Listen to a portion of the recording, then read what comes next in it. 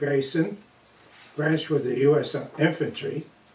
Well, actually, I was in the artillery, which was attached to the infantry, of the 87th Infantry Division in World War II.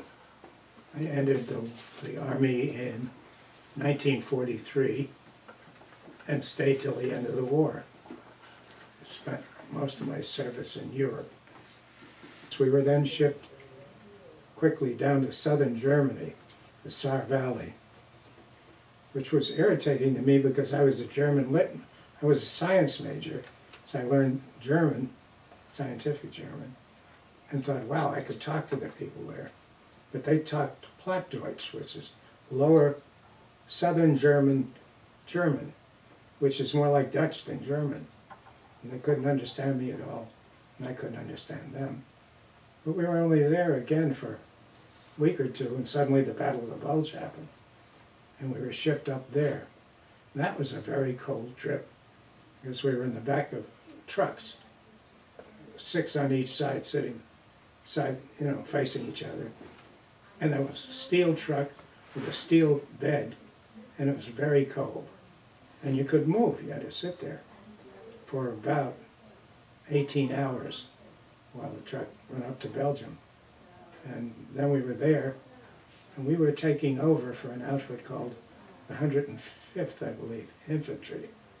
And it was scary because they didn't know they were going to be attacked. They had been there for quite a while, and they dug deep little trenches and built little huts and things. And they were totally taken by surprise and captured. And we took over.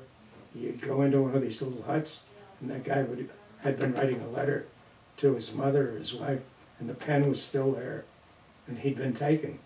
The whole 105th was taken. And from there on, we started very slowly fighting our way across Belgium, which was, as I said, very cold. Totally unaware. You were woken up in the morning, told where you were going that day, and that was it. You had no overview of the war at all. It was just stay alive, do what you're told, fight when you're told, shoot when you're told, or when you can't. But there was no overview. Actually, there was no dislike on our part for the Germans. We were shipped there, they were shipped there, and nobody hated anybody.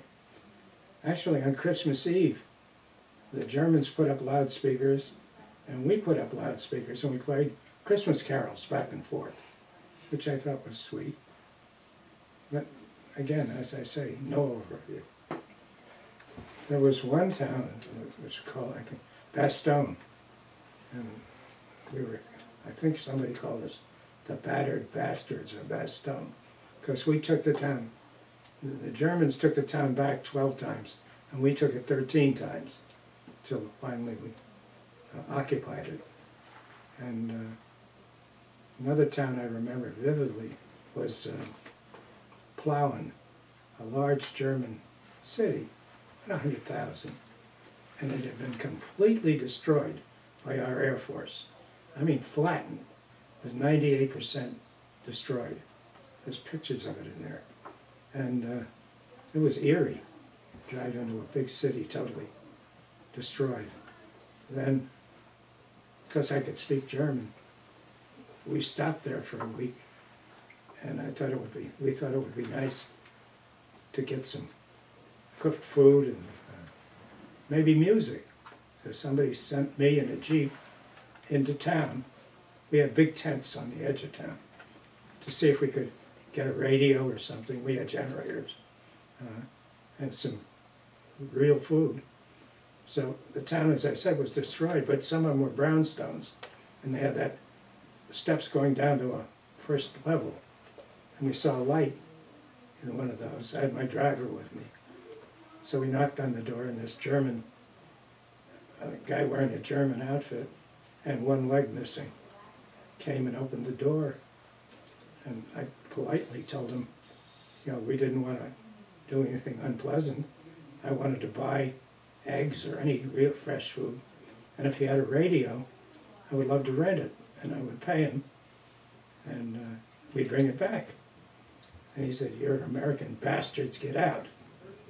And I said, "I don't think you understand. I'm not being disagreeable, just trying to help my outfit." He said, he kept calling me us names. So I said, "Wally," my driver, put a gun on him. And Wally held his carbine to the guy. And I took his big plow-pumped radio and some eggs. And we left.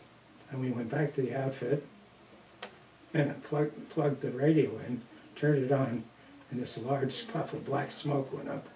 Because Germany operates on direct current, or alternating, we had direct, whichever, and we blew up this radio. We didn't mean to blow it up, it just blew up. Whether it was fast snowing, whatever, we still marched through the snow. When it got better, we marched under the sun. The weather was not a problem, although I imagine the bad weather held down the airplanes.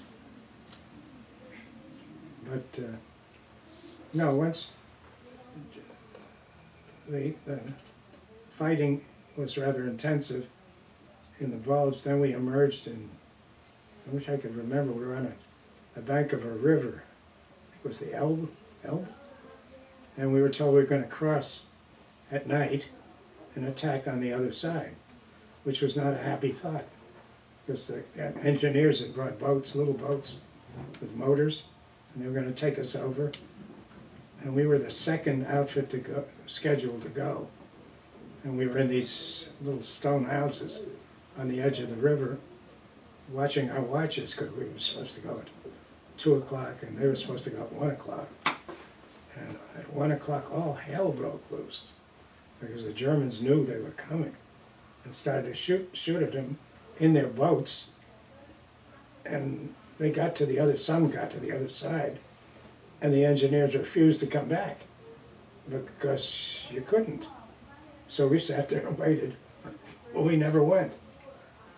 No, the most danger I ever incurred was in what I just described, those little stone houses waiting to go across the river. And it was the next morning, and I was going to go outside and see what happened. And I went to the door. Now these stone houses were like the Pennsylvania Dutch houses. They had stone walls this thick. And I got to this side of the door, put my hand out to open it, and the next thing I knew, I was on my back, covered with stone and rubble and stuff, because a shell had hit the outside upper edge of the stone and exploded. And I wasn't hurt at all. I was shook up.